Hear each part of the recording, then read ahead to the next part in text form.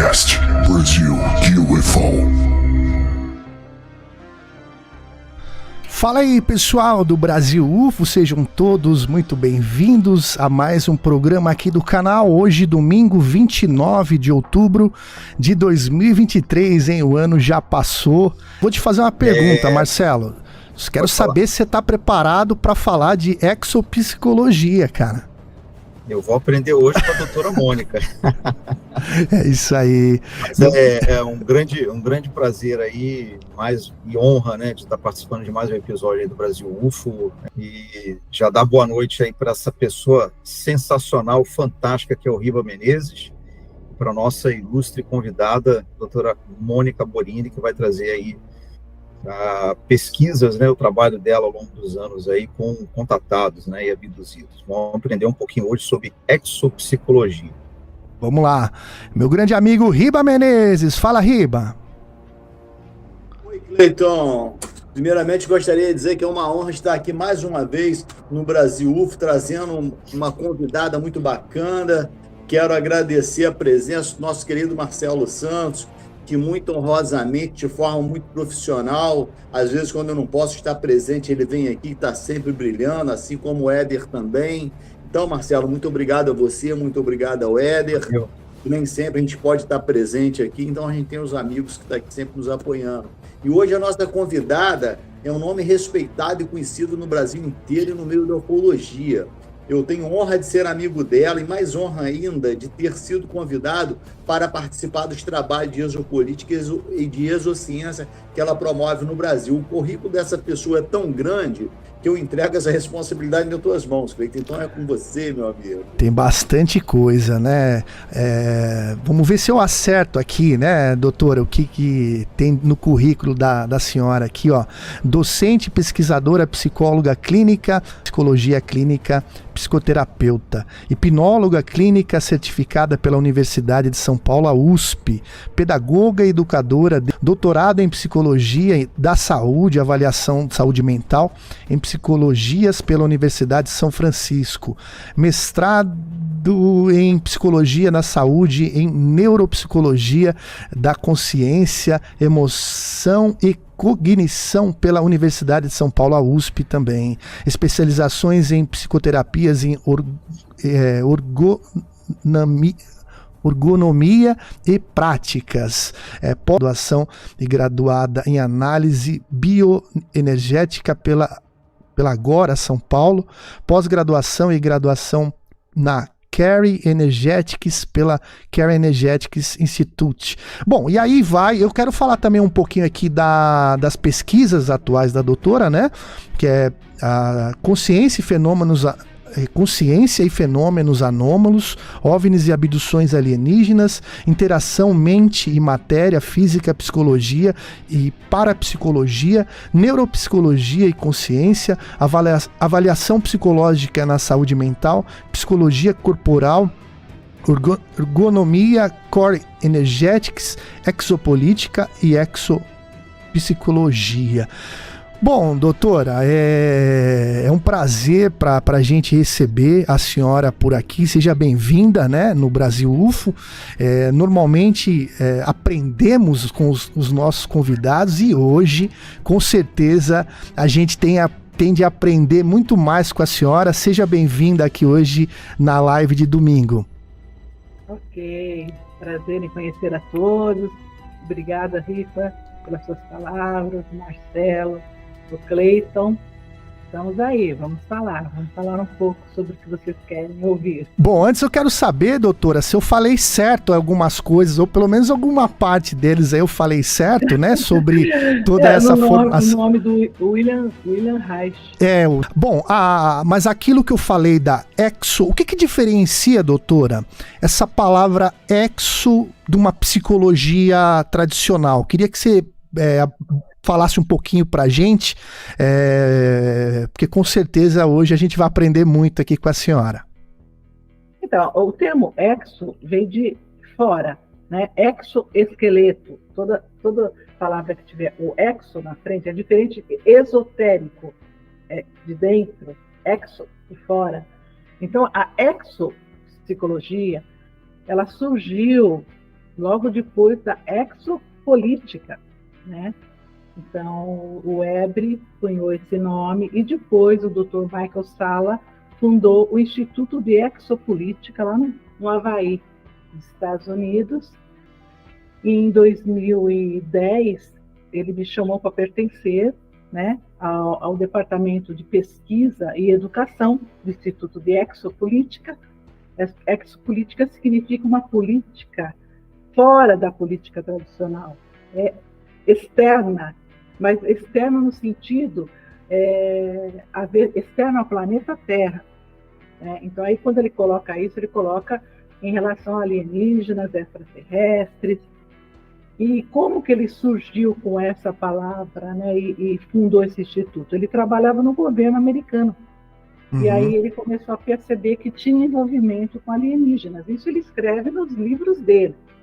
Ele é político, um PhD, pós-graduado, escreveu vários livros sobre isso, sobre exopolítica, sobre a questão do governo e alienígenas, sobre o ocultamento dessas questões. E aí ele abriu esse instituto nos Estados Unidos e começou a lecionar sobre isso.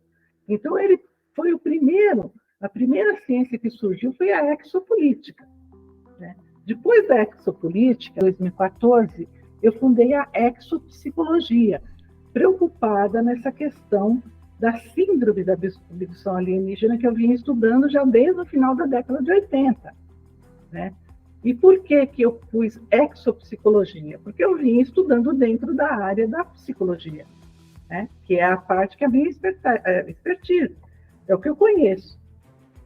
E aí eu fundei a exopsicologia porque, devido a inúmeros relatos e experiências de pessoas que chegavam ao meu consultório falando que tinham interação com OVNIs, ou com alienígenas, ou com os dois, né? Então, aí, como que uma pessoa interage com outra mente que não é a mente dela?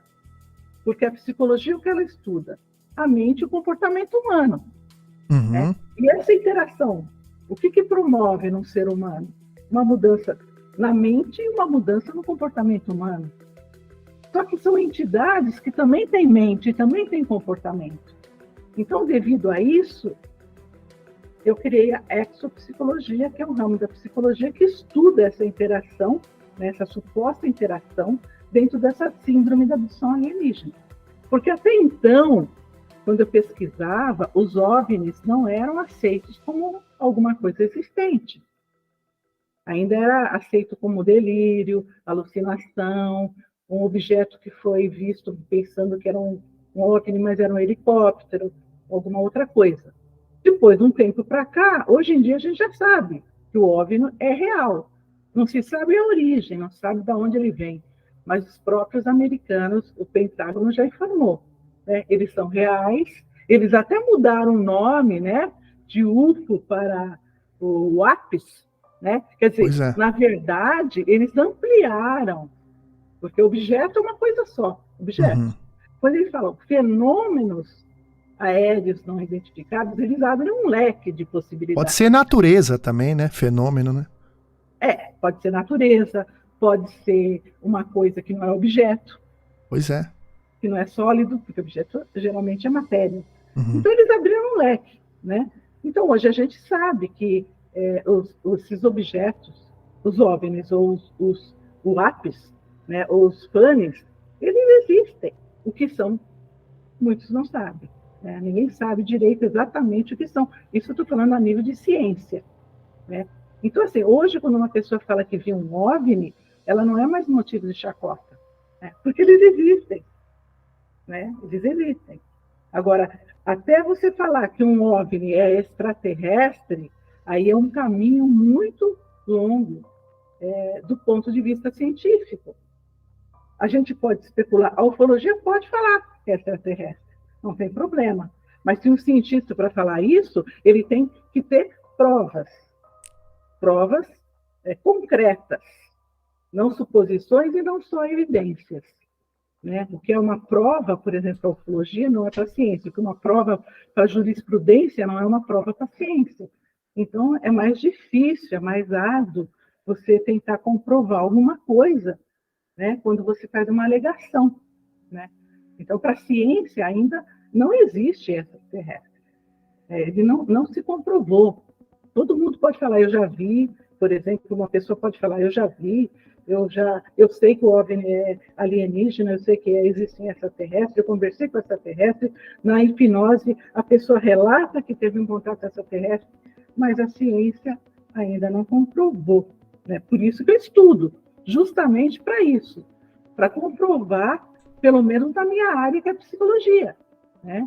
Então, quanto mais eu estudo, quanto mais me aprofundo, mais evidências vão surgindo, e quanto mais evidências e comprovações, isso vai virando uma massa crítica, que muitas vezes não tem como se negar. Né? Sim. Mas é difícil, para a ciência ainda é um caminho árduo. Né? Sim, com certeza.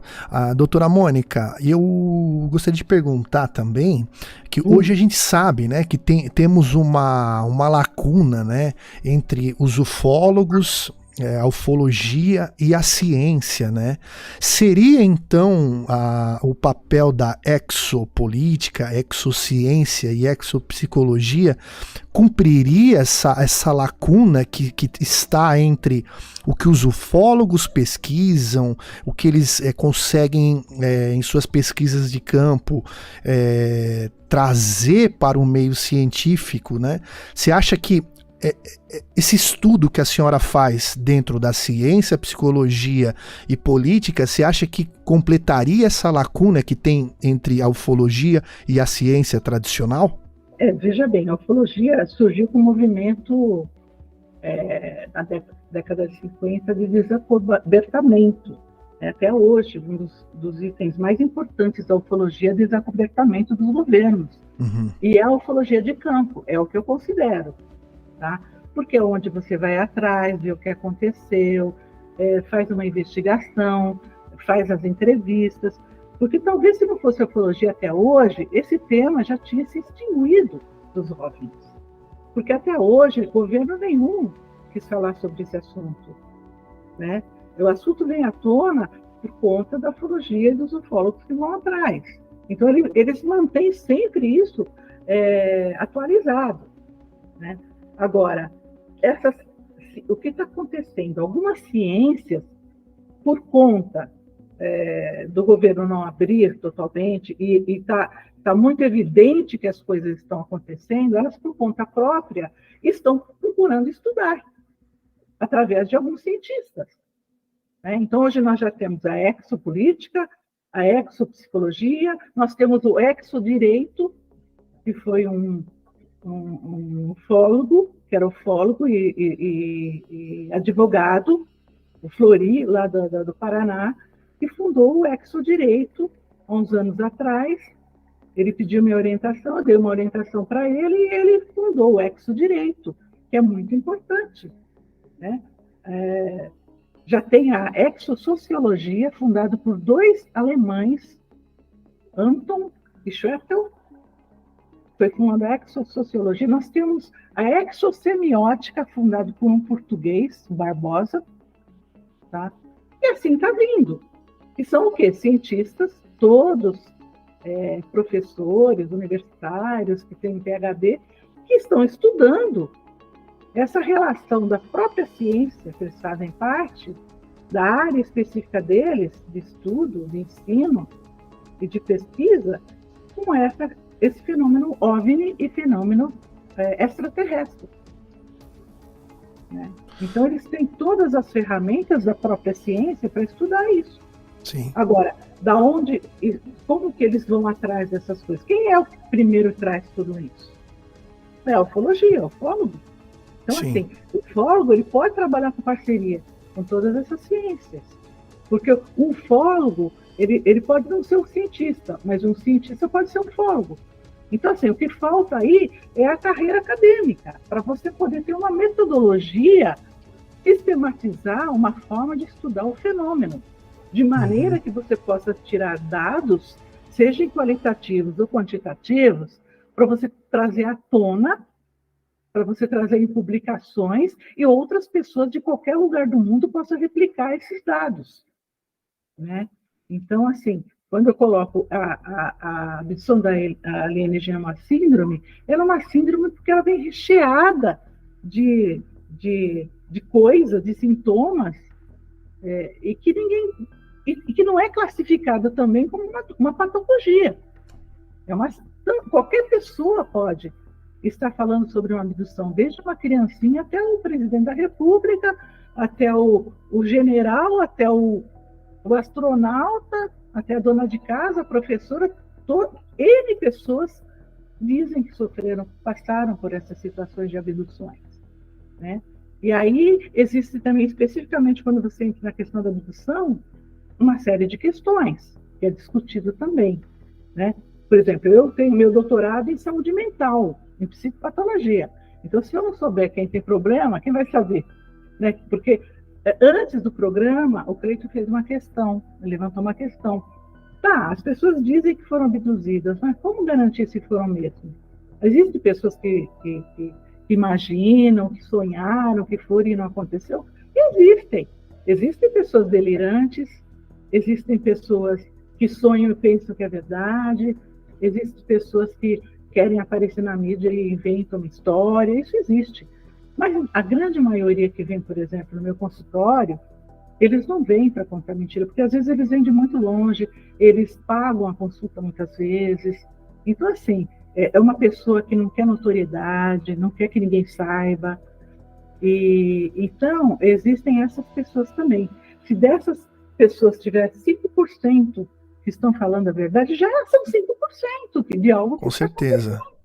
Tem uma parcela, né, que parcela mínima que deve estar falando a verdade, né? E não é pouca, não. Segundo o David Jacobs, que é um pesquisador com hipnose de abduzidos, que já abduziu mais de 1.000 pessoas que se dizem abduzidas no mundo inteiro, ele é americano, professor da Universidade da Filadélfia, se eu não me engano, o David Jacobs é um colega meu.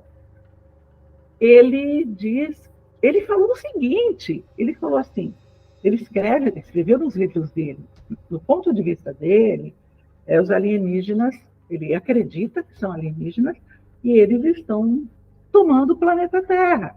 Então, ele tem um ponto de vista negativo sobre os alienígenas. Assim como o John Mack, que foi um psiquiatra da Universidade de Harvard, tinha uma posição positiva, que eles eram benéficos, que eles ajudavam, que eles queriam expandir a nossa consciência. Então, para o John Mack, ele disse o seguinte, ele afirmou isso, que daqui mais 2 ou 3 gerações, todos os seres humanos vão ser abduzidos, segundo ele.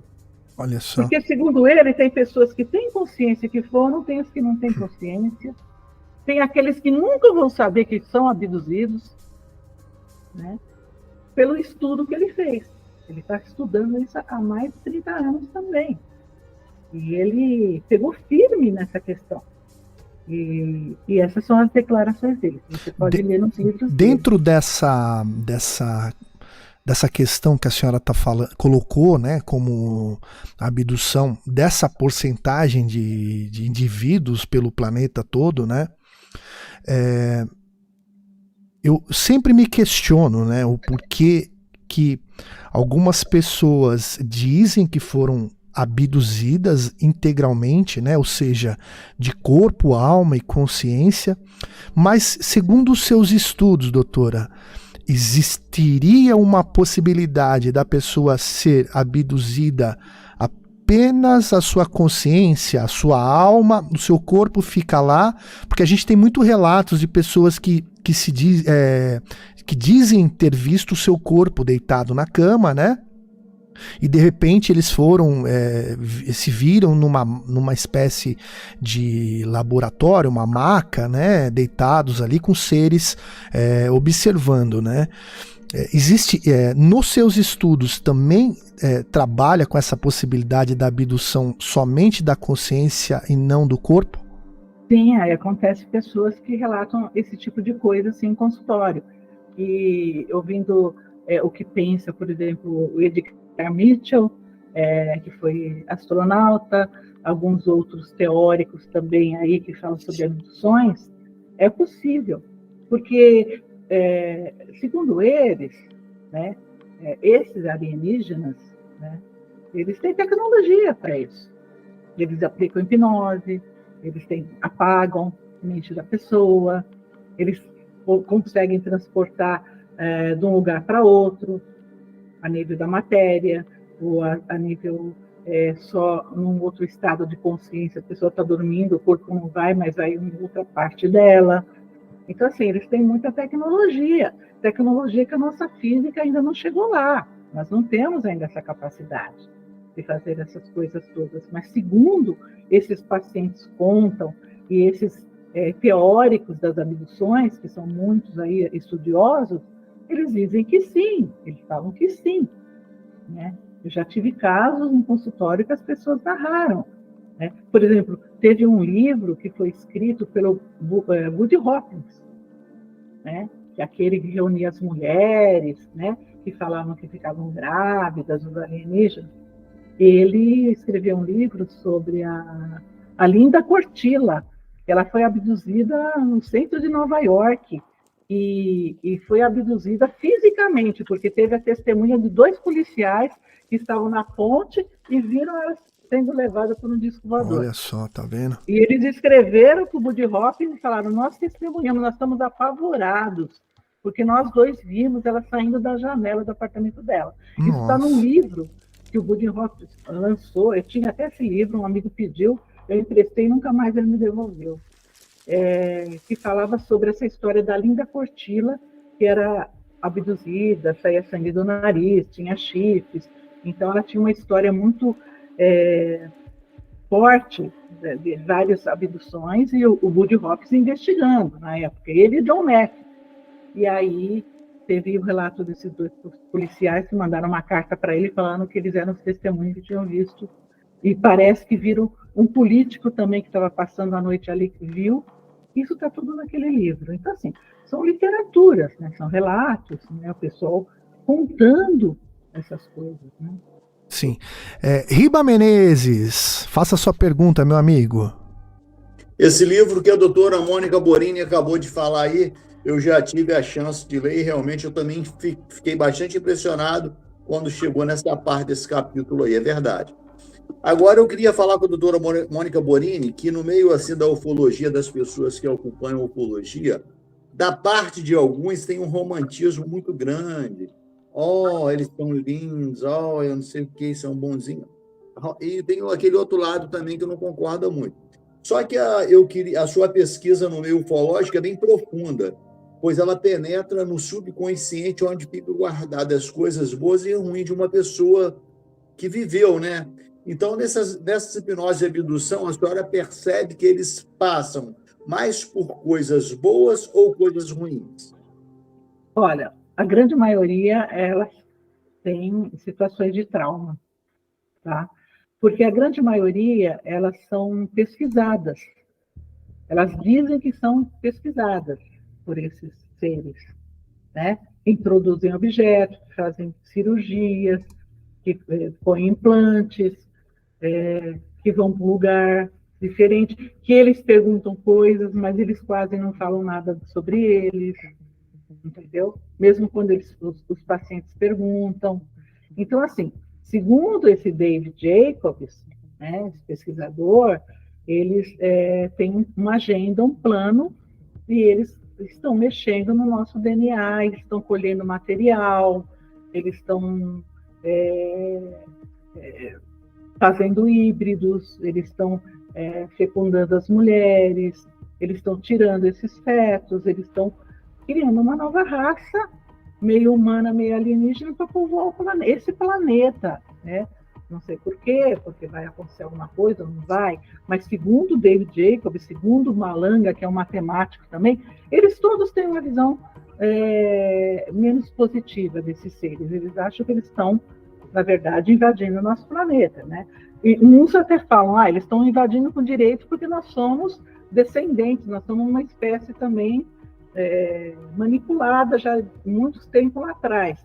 Essa Linda Moulton Hall, que é uma jornalista muito conceituada nos Estados Unidos, ela fala literalmente isso, ela tem contatos com gente muito importante do governo americano, do Pentágono, com astronautas. Hoje ela está lidando com o caso que tem lá na Antártica, né, de bases subterrâneas, e ela foi entrevistada, e eu vi uma entrevista dela que ela falava o seguinte, ela falava, não, isso está acontecendo sim, nós fomos manipulados por eles, e eles nos monitoram, eles estão aqui por conta disso. Ela falou isso, e todas as pessoas já passaram para ela essa informação. Aí perguntaram, mas isso desde quando? Ela falou, aí eles falaram, desde antes dos dinossauros. Desde o início do planeta, né? Talvez, desde o início. Aí ela falou, tá, mas depois teve os dinossauros. Aí essa autoridade virou para ela e falou, e quem você pensa que criou os dinossauros? Pois é. Foram eles. Segundo essas autoridades que passaram para ela, e ela passou isso na entrevista que ela deu. Então, assim, aqui é um planeta que já está sendo mexido, monitorado, manipulado, talvez outras espécies, os animais, tudo, há muito milhões de anos atrás. Tanto que a gente vê pegadas gigantescas aí, de milhões de anos atrás, máquinas parafusos encontrados de milhões de anos atrás. Então, ele já foi povoado muito tempo lá atrás, provavelmente teve N civilizações, também humanas, que se extinguiram, né? Até tem vestígios de explosão atômica em vários lugares do planeta, já bem na antiguidade. Então, alta tecnologia, né? Que hoje, com estudos mais profundos, estão se percebendo e estão começando a juntar as peças. Hoje todo mundo tem celular, então todo mundo fotografa OVNI. Né? Hoje todo mundo vai numa mata com uma câmera, de repente vê uma coisa estranha lá andando. Então, assim, está muito fácil de registrar uma série de coisas. Agora, o que acontece é que todo mundo que se diz abduzido vai para essas naves, mas também não traz um palito de lá. Né? Fala, olha, eu estive lá, eu peguei uma caneta ali. Verdade. Então, assim, eles parecem que eles monitoram muito, porque não tem essa chance, né? Eles ficam muito escondidos, né? É muito interessante. Eu tive oportunidade com um paciente que se diz abduzido, eu fiz regressão nele, tudo, ele tem implante, a gente mandou para o laboratório, tem um monte de coisa. Uma vez ele falou, doutora, quer ir comigo lá ver eles? Eu falei, eu vou, eu fui. Né? Aí, realmente, né, estava lá e aí apareceu no céu, primeiro luzes, depois apareceu uma bola de luz bem grande, neon, depois uma branca, do tamanho da lua, passou. Aí eu falei, nossa, né, qual vai ser o próximo passo? Né? Sim. Aí entrou a pandemia, aí eu não pude continuar com essa pesquisa, que é a pesquisa que eu relato nesse meu livrinho sobre psicocinese no Brasil. É o caso do rapaz, né, que obteve paranormalidade depois que começou a ter contato com os OVNIs. E foi lá que eu vi, ele me levou. Que tipo de paranormalidade que ele teve? Ele faz materializar coisas e ele também entorta objetos. Né? Eu vi ele entortar um garfo, eu levei um físico cientista de carteirinha. Tipo Uri Geller? Do laboratório Sirius, que é o laboratório de Campinas, né, que é o de colisor de Hadron aqui de Campinas, é um laboratório gigante, e ele levou equipamentos sofisticados para a gente medir todo o campo eletromagnético e todas as medidas necessárias para a gente detectar se era fraude. Sim. Detectamos que não era fraude, aí a gente investiu em pesquisar o sujeito e pedimos para ele fazer as manifestações, e foram feitas. A gente filmou tudo, tenho tudo gravado, entortando tudo, as coisas. E aí, teve uma vez que ele chamou a gente, falou, seres que têm contato comigo, falou que se vocês quiserem, pode ir lá que eles vão aparecer para vocês. E a gente foi e apareceu as naves. A próxima vez seria um contato tete a tete. Mas aí veio a pandemia, a gente acabou cancelando tudo e interrompemos esse estudo por hora, né? Porque o que acontece? Eu, particularmente, eu acho que existe a possibilidade dos alienígenas, sim. E, assim, são energias diferentes, né? Formas diferentes. Isso é nível estruturante. Né? As pessoas, quando elas têm algum tipo de contato mais cargo, assim, elas ficam desestruturadas. Às vezes, mentalmente, emocionalmente, às vezes afeta o físico. Vocês têm histórias aí do Paulo vive fazendo entrevista e percebe a pessoa tem diarreia, a pessoa fica com tremor, a pessoa fica doente, né? Tem algumas pessoas que são atacadas, como foi lá na Operação Prato, pelos OVNIs e ficam com manchas, pegam irradiações. Então, assim, existe toda uma série de coisas. Não é assim tão fácil, tão simples, né? São seres de outra natureza, outra cultura, outra magnitude, outra tecnologia, né? Aí alguém pode falar, tá, mas o que esses seres tão tecnológicos, importantes, inteligentes, quer saber com a gente, que não é uma coisinha aqui? Eles têm interesse, senão não estariam fazendo isso, não estariam, né, vindo ou se aparecendo para os astronautas lá no espaço, como vários já falaram, não aparecendo para as pessoas, ou mesmo fazendo as abduções, né? Eles têm os interesses deles, têm as agendas, têm as perspectivas deles. E a gente, na verdade, se a gente for pensar em termos, eu que já li todos os teóricos de abduções, que fizeram pesquisas científicas sobre isso, nós não temos o que fazer em relação a eles, porque nós não temos tecnologia igual a eles. O próprio Pentágono viu lá o tic-tac voando e falou, nós não temos como acompanhar um OVNI desse. Então, assim, a gente tem que olhar e dar graças a Deus que eles não venham e nos ataquem, e nos destruam. E acho que essa não é a intenção deles, porque se fosse, já teria nos destruído a humanidade toda, né? Bom, normalmente eu assim, eu acredito que não seja só uma raça que venha nos visitar, né? Não acredito que tenha somente uma raça no universo que tenha a tecnologia para visitar planetas e construir planetas, civilizações, né? Eu acredito que tenha muitas envolvidas, muitas mais antigas que a gente, né? Se a gente parar para pensar quantas espécies existem no planeta Terra, talvez já foi feito para isso, né? Até depois dos dinossauros, né?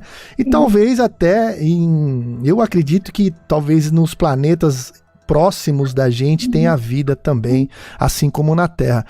O Riba chamou? Sim. Fala, Riba. Mônica, a senhora comentou sobre a Operação Prato e eu gostaria de fazer uma pergunta, uma curiosidade aqui.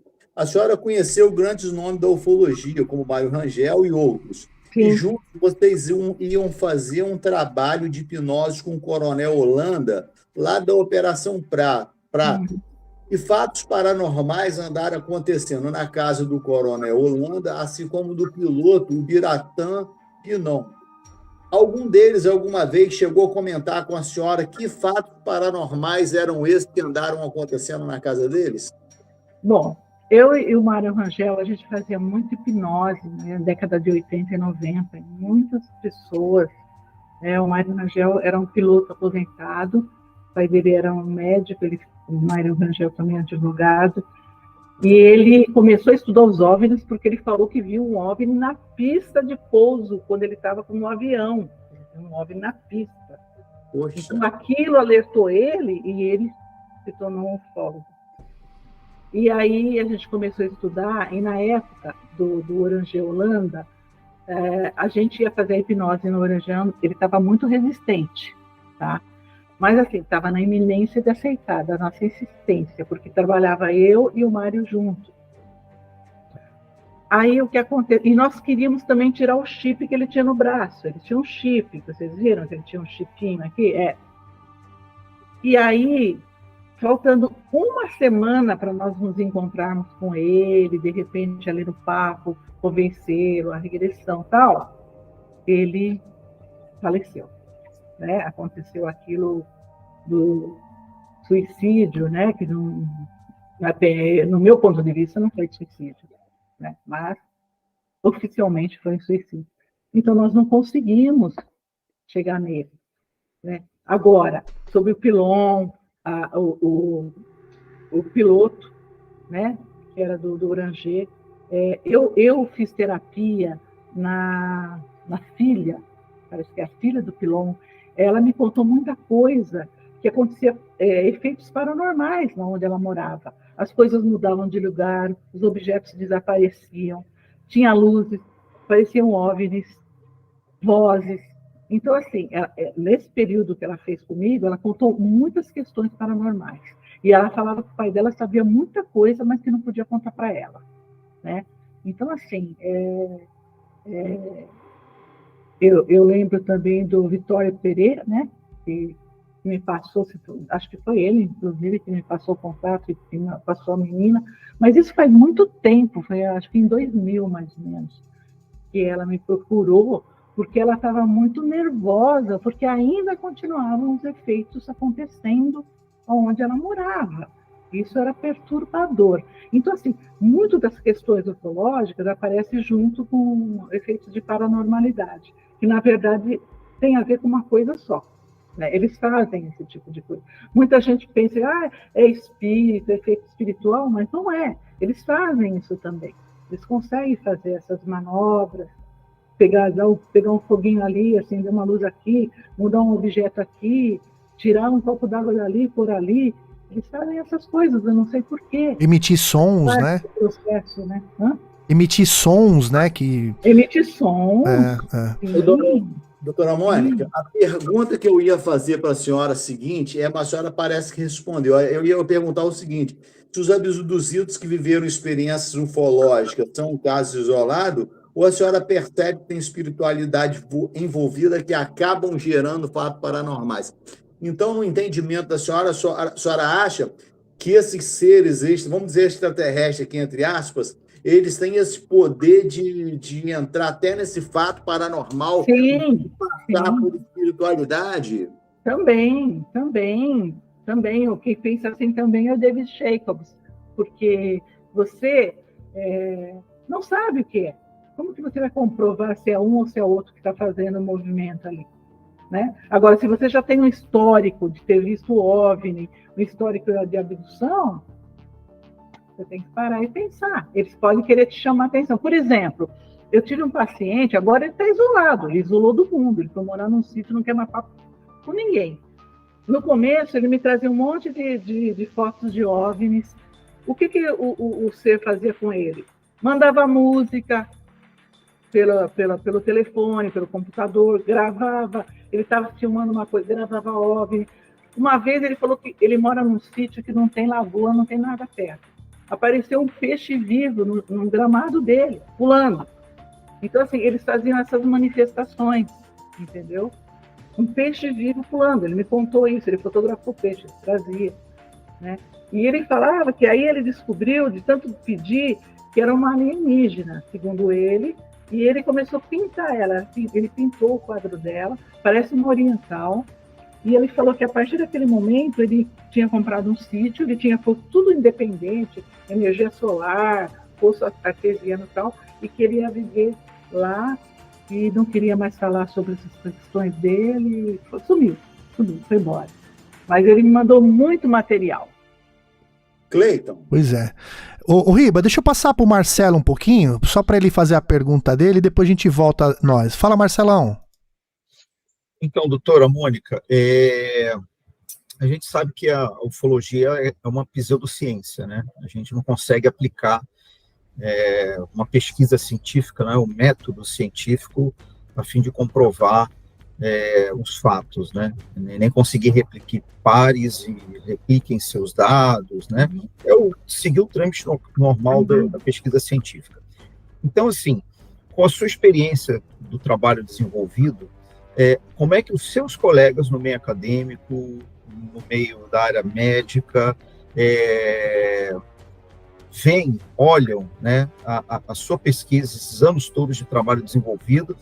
A gente sabe que o tema ufologia, apesar dos avanços que a gente conseguiu, né, ao longo somente dos últimos anos, na divulgação ampla para a população, ainda é um tema muito polêmico, né? Ainda é tema de piada numa rodinha de amigos se você falar alguma coisa.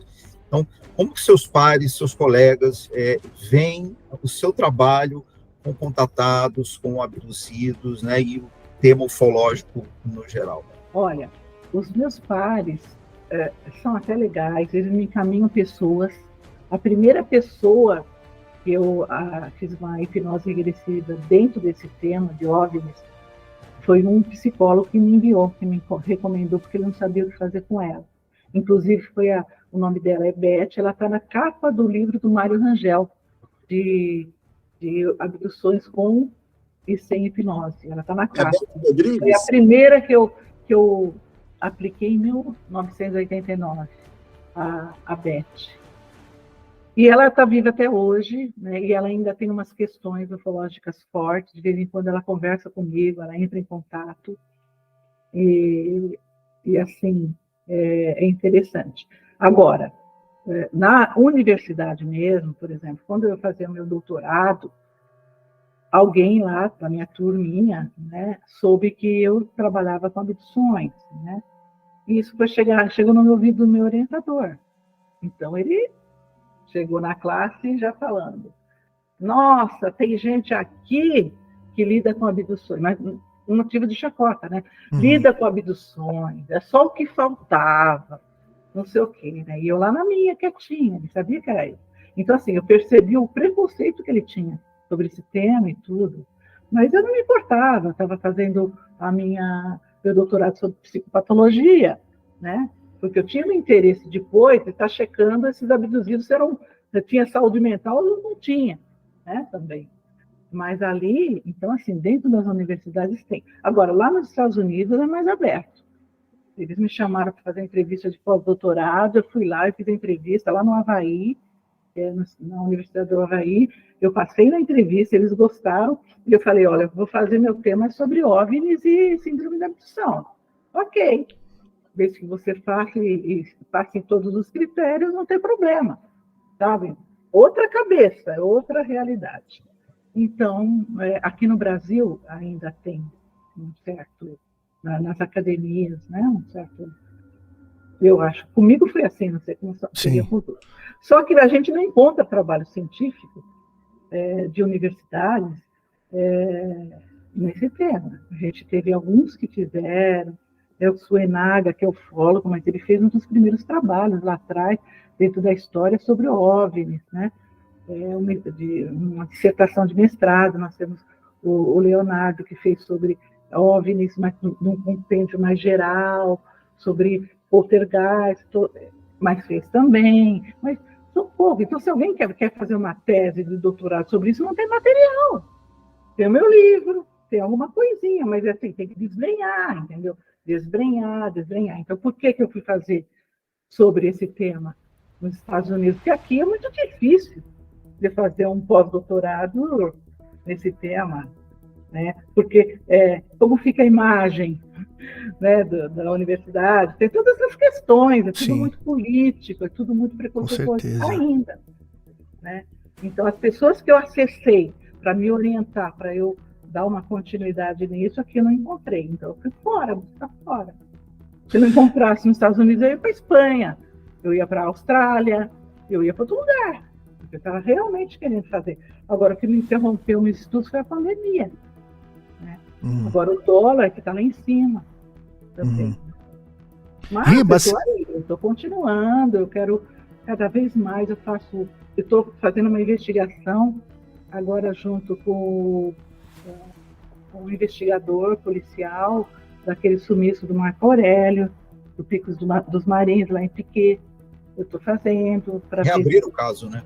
Abrir o caso, já estou com um delegado fazendo, para pesquisar questões mais de fenômenos anômalos. Então, assim, eu estou sempre investindo para estudar, porque é o que eu gosto, né? Sim. Eu gosto desse tema. A senhora vê, doutora Mônica, esse trabalho que a senhora desenvolve aqui no Brasil como se fosse uma missão que a senhora tem, sabe-se lá de onde, assim? Como é que tudo começou? Olha, eu me lembro que em 1987 eu estava numa praia e eu vi um UFO. Foi a primeira vez que eu vi um UFO mesmo, grande. Eu estava com uma enfermeira, colega minha. A partir daquele momento, a minha cabeça abriu assim. Fez um tchum. Porque aquilo lá era enorme, era alaranjado, enorme, soltava faíscas coloridas. Estava de noite, tinha um blackout na cidade, era uma praia. E aquilo ali, eu falei, opa, peraí, o que é isso? Onde nós estamos? Tal. E aí aquilo abriu muito minha cabeça, e eu lembrava muito do meu pai, ele sempre falava, porque ele era pescador, ele falava que ele ia pescar, ele via bolas de fogo, tipo o pessoal do interior que falava sobre Da mãe do ouro, né? a mãe do ouro, Sim. Ele via, falava que corria atrás dos pescadores, na bola de fogo, então ele vira e mexe, ele falava que ele via alguma coisa no céu. Teve uma vez na minha casa que houve um estrondo, ele foi na rua e ficou lá no meio da rua olhando o céu, ele não quis falar para a gente o que ele viu.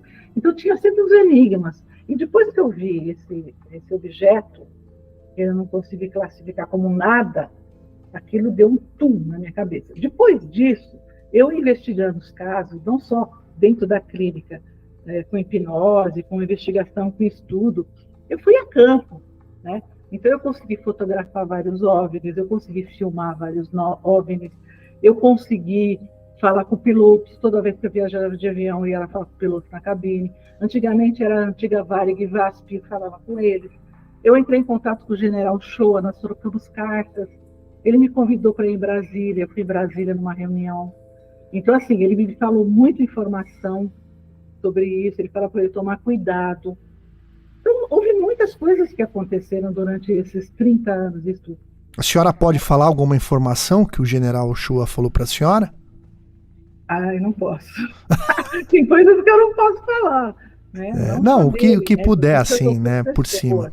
Inclusive, o pessoal fala de homem de preto, né? Uhum. Então, eu fui visitada 2 vezes. Como é que foi, doutora? Pedindo para eu parar com as minhas pesquisas. Né?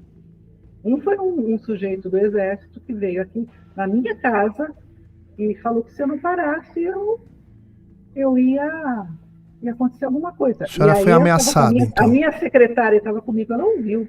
Uhum. Você viu que ele fez uma ameaça para você? Eu falei, eu vi. E agora? Agora eu não sei. Aí eu parei um pouco, uns 2, 3 anos. Depois eu voltei, fazendo novamente. Não só sobre essas pessoas. Teve outras pessoas também que eu tive, que chegou em mim e pediu para parar. Então, assim, existe sim. O David Jacobs, houve isso com ele também. Ele me mandou e-mails falando sobre isso. Falou que começou a doença na família dele direto. Começou a acontecer coisas estranhas e ruins na família dele. Então, assim, todo mundo que estuda um pouco isso tem os perrengues, passa os perrengues. Com certeza. Porque é um assunto polêmico, então existe todo um complô que não quer que a gente avance com esse tipo de coisa, né? E vocês sabem, vocês são ufólogos, vocês pedem desacobertamento. Então, é um terreno difícil, insólito e de difícil pesquisa, né? Então, a pessoa tem que meter as caras, tem que desbravar, não é fácil. Sim. Fala, Riba. Ô, Cleiton, quando eu falei para você que eu ia trazer uma convidada de peso aqui, eu não estava brincando. Pois é, cara. A doutora Mônica Borini, a gente tem que fazer 3, 4, 5 Brasil UFO só com ela, porque ela vai fácil da Operação Prata, o General Shoa, até o caso do escoteiro Marco Aurélio. Essa mulher sabe de muita coisa, viveu muita coisa. Ela esteve ao lado dos grandes nomes da ufologia. Então, já que a gente, para não perder o fio da meada aqui, e a gente estava falando sobre a espiritualidade, eu queria continuar num caso aqui que ficou no meio do caminho, mas que eu sei que a senhora está reabrindo aí, ou tá por trás pesquisando, que é o caso do escoteiro Marco Aurélio. O pai do escoteiro Marco Aurélio, em 1986, ele procurou o médium Chico Xavier em busca de uma resposta espiritual sobre o paradeiro do filho. E Chico Xavier comentou que não havia conseguido se comunicar com ele e que só se comunicava com entes desencarnados. Eu gostaria de saber se alguma vez, durante uma hipnose, se manifestou algum ser estranho tentando se comunicar com a senhora ou tentando enganar, já que esses seres misturam a espiritualidade e tudo ao mesmo tempo agora. A senhora já passou por isso? De ouvir voz e falar, opa, de quem se trata? A senhora ficar com medo? Já vivenciou isso? Olha, esse caso do Marco Aurélio, eu estou pesquisando sim, a gente já está bem avançado em pesquisa. E tipo assim, a nossa hipótese é o seguinte, que ele pode estar vivo, né, e que ele pode ter sido abduzido, né? A gente sabe, pela literatura, que muita gente é levada e não volta mais, né? Nós temos um policial americano que escreveu um livro chamado Missing 411. Ele fez um mapeamento de todas as pessoas que sumiram no Canadá e nos Estados Unidos, né? E ele começou a encontrar padrões, tá? E pessoas encontram, quando encontram essas pessoas, se são crianças, elas não lembram o que aconteceram, às vezes passaram dias, meses, os pezinhos estão limpinhos, não estão machucados, às vezes quilômetros e quilômetros distante, e ninguém entende o que aconteceu. Quando são adultos, às vezes voltam, às vezes não voltam, esses casos anômalos, né? Então a gente está procurando, em cima dessa hipótese de que isso pode ter acontecido com ele, em cima de algumas evidências que nós já estamos obtendo. Tá? Mas eu não posso revelar nada agora. Isso aí, eu acho que vai ser motivo de uma live específica só sobre esse assunto. Eu acredito que daqui mais uns 2, 3 meses a gente consiga já ter alguma coisa. E aí fazer uma live só sobre isso, de começo, meio e fim, sabe? A senhora toparia fazer essa live com a gente aqui? Eu não sei, né? Porque eu tenho um parceiro de pesquisa. Tá. Aí, não, então tudo bem. Para saber se ele concorda. Claro. Não, até se a senhora quiser convidá-lo, né? Para cá. Ele é policial, então eu preciso perguntar. Claro. Mas fica aqui o nosso convite. Agora, tá? você estava falando de pessoas que eu conheci, por exemplo, Claudeir Povo, a gente jantava junto lá no Ibirapuera, até ele ia comer pizza, ele pedia pizza Corvo. Eu conheci vários, o Ademar Eugênio de Mello, depois se tornou budista no final e faleceu, o Max Berezovsky, que era um médico, a gente fazia pesquisa também junto. Muitas pessoas, né? A Gilda Moura, muitas vezes eu estive com ela em alguns congressos também. Gilda é minha amiga, muito legal ela. Muito legal. Em Portugal, então, né? Ela contribuiu bastante para isso, né? Eu tive uma experiência na Serra da Beleza com ela. Então, eu tive na Serra da Beleza, dei uma palestra lá também, no Arthur, né? O Arthur. A mesma noite que ela passou no sufoco, eu passei também. Então, você não quer contar, não? Não, hoje a convidada é você. Sou eu, tá bom, depois você conta. Então, é isso. Deixa eu ver o que mais que eu posso dizer. Não, mas deixa eu... deixa eu fazer uma pergunta do pessoal. Tudo, até pesquisador me levar objeto embora, que eu peguei para analisar, roubar objeto. Pesquisador, cientista, roubar meus objetos. Tomara da senhora. Roubar minhas filmagens de OVNIs. Nossa. Aconteceu. Detetive roubar em Brasília. Quero falar isso aí. As minhas fitas de filmagem de OVNI, teve detetive de Brasília. É complicado, viu? Eu quero fazer justiça à senhora hoje do caso São Tomé das Letras, que eu já conversei com o Cleito aqui. Faço questão de colocar no ar isso e quero falar, Cleito. Cleito já está ciente aí. Do que